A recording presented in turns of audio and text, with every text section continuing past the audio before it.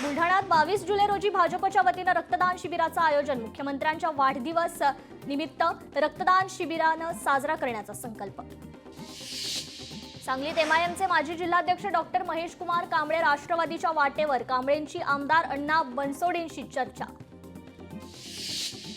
बीडच्या परळीत शरद पवारांच्या राष्ट्रवादीनं लावलेल्या बॅनर्सची चर्चा. गल्लीबोळातील भांडणांना विधिमंडळात कायदेशीर मान्यता दिल्याबद्दल सरकारचे अभिनंदन अशा आशयाचे बॅनर. कृषी मंत्र्यांना शेतकऱ्यांच्या वेदना समजून घेण्यासाठी वेळ नाही, मात्र रमी खेळण्यासाठी त्यांना वेळ आहे. स्वाभिमानी शेतकरी संघटनेचे युवक प्रदेशाध्यक्ष दामूअण्णा इंगोले यांची टीका. पुण्यात धानोरी परिसरात राजकीय दाम्पत्याकडून तब्बल 5000 किलो चिकन मोफत वाटप. मतदारांपर्यंत पोहोचता यावा आणि जनसंपर्क वाढावा म्हणून शक्कल.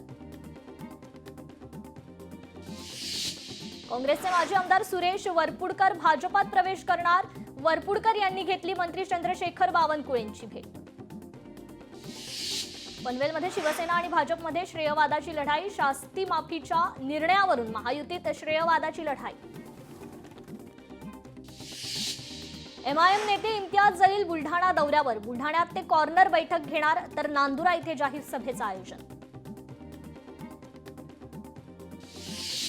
लातूरमधील शेतकऱ्यांना भेटायला कृषी मंत्र्यांना वेळ नाही, मात्र रमी खेळायला त्यांना वेळ. राऊतांचा टोला.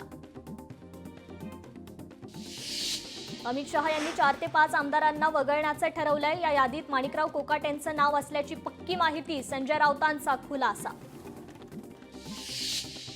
ठाकरेंना गुन्हे याचिका सुप्रीम कोर्ट नवीन नाहीत. राज ठाकरेंवरील याचिकेवरून राऊतांची प्रतिक्रिया.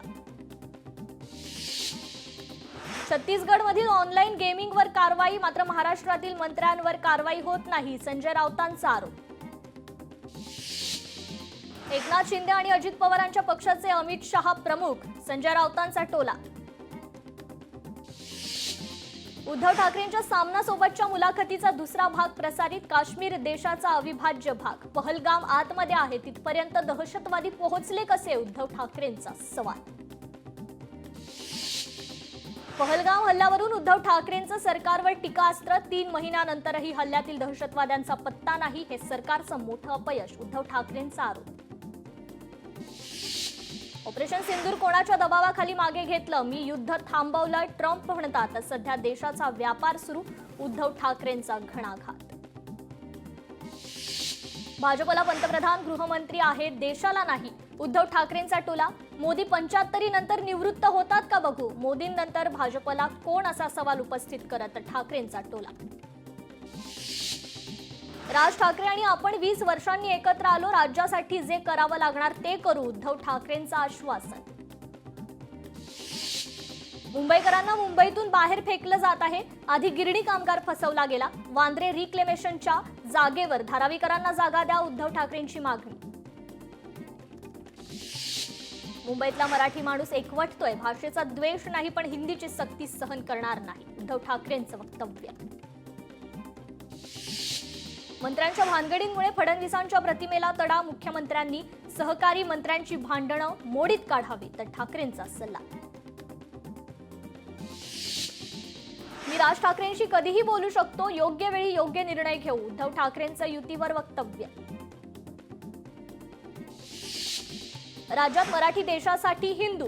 शिवसेना प्रमुखच म्हणाले, आम्ही एकत्र आल्यानंतर इतर भाषिकांना सुद्धा आनंद. गुजराती हिंदी भाषिकही अच्छा किया म्हणतात. उद्धव ठाकरेंचं वक्तव्य. विजय मेळावा वरळीत नव्हे, संपूर्ण महाराष्ट्रात. एकत्र येण्यातली पॉझिटिव्ह बाजू मी बघतो. आम्ही एकत्र आल्यानं सरकारला माघार घ्यावी लागली. लोकांच्या मनात जे आहे ते साकार करू. उद्धव ठाकरेंचं आश्वासन. मराठी माणूस आता एकत्र यायला लागलाय. मुंबईकरांनी एकवटून हुकुमशाही विरोधात आवाज उठवावा. उद्धव ठाकरेंचं जनतेला आवाहन. मराठी माणूस अन्याय करत नाही आणि सहनही करत नाही. भारत देश अदानी चालवतायत किंवा अडाणी चालवतायत. उद्धव ठाकरेंची टीका. पुण्यात फर्ग्युसन महाविद्यालयात आज आरएसएसच्या प्रांत समन्वय बैठकीचं आयोजन. संघप्रेरित 50 संघटनांचे प्रतिनिधी सहभागी. भाजपचे काही नेतेही बैठकीस उपस्थित राहणार. राज ठाकरेंविरोधात याचिका कायद्याच्या चौकटीत न बसणार. वकील असीम सरोद यांचं वक्तव्य, तर कोर्ट घनश्याम उपाध्यायची याचिका फेटाळून लावण्याची शक्यताच जास्त असल्याचं वक्तव्य. राज्याला जातीच्या विळख्यातून मुक्त करा, उद्योगपतींच्या नव्हे तर समाजाच्या विकासाचा महाराष्ट्र हवा. शरद पवारांच्या राष्ट्रवादीचे राष्ट्राध्यक्ष शशिकांत शिंदेंचं साताऱ्यात वक्तव्य.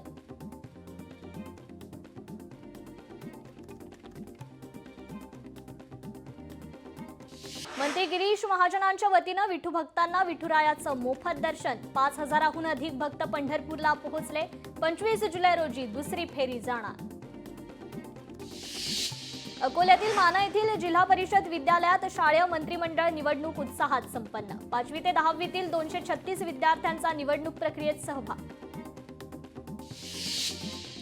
कोल्हापुरात सृष्टी मोफत वंध्यत्व सल्ला केंद्राचं पालकमंत्री प्रकाश आंबेडकरांच्या हस्ते लोकार्पण. यावेळी उत्कृष्ट काम करणाऱ्या आशा सेविकांचा सत्कार. नंदुरबारमध्ये विसरवाडी इथं रानभाज्या महोत्सवाचं आयोजन. एकात्मिक आदिवासी विकास प्रकल्पाअंतर्गत आयोजन. परभणीत श्रावण महिन्याच्या पहिल्या सोमवारी शिवसेनेच्या वतीनं कावड यात्रेचं आयोजन. यात्रेच्या आयोजनासाठी शिवसेना मध्यवर्ती कार्यालयात आढावा बैठक. पालकमंत्री प्रताप सरनाईक यांनी घेतलं सहपरिवार तुळजाभवानी मातेचं दर्शन. मातेशी केली अभिषेक पूजा.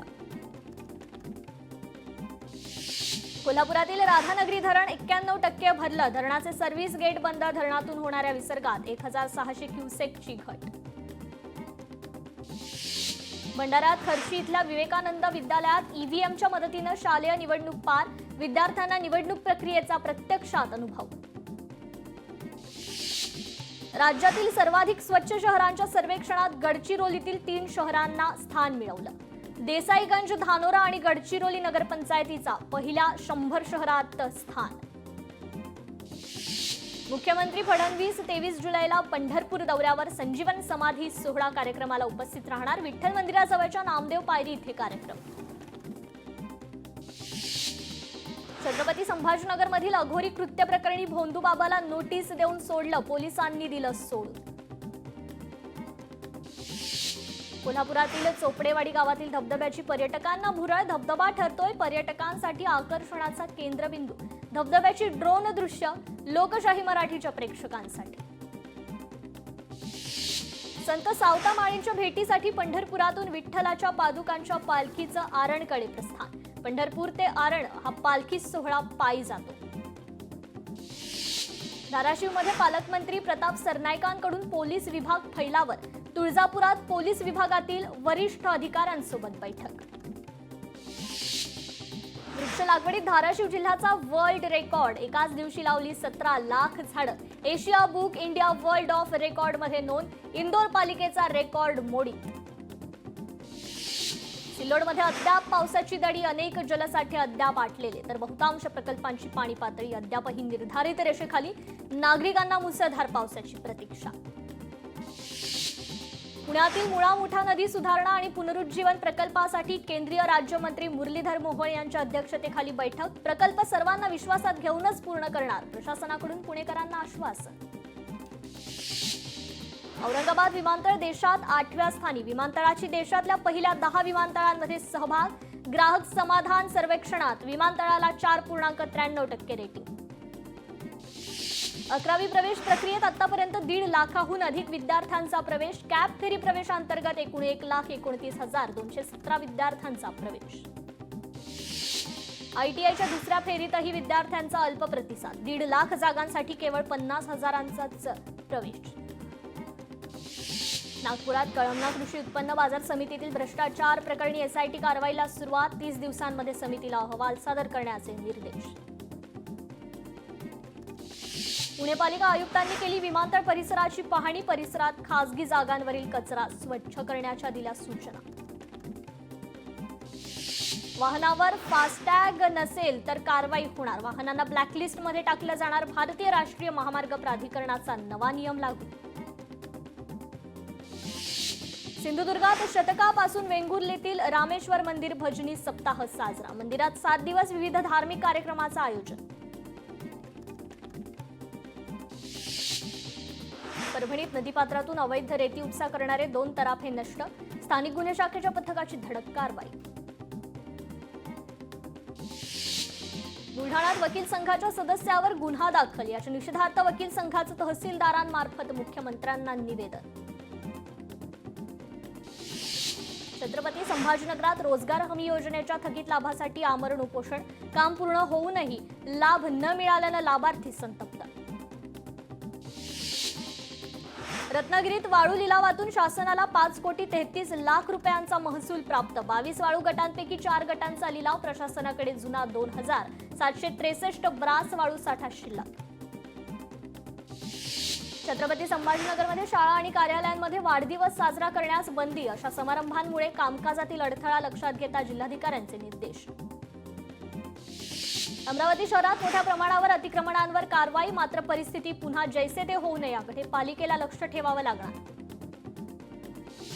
देवळाली ते नाशिक दरम्यान ओव्हरहेड वायर तुटली. मध्य रेल्वेची अप मार्गाची वाहतूक कोलमडली. लांब पल्ल्याच्या गाड्यांवर परिणाम. गाड्या 5 ते 6 तास उशिरानं.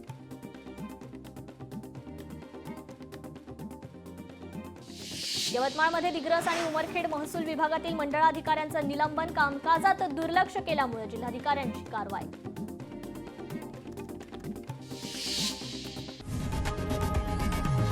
लोकशाही मराठी ऐका, पहा, जागरूक रहा.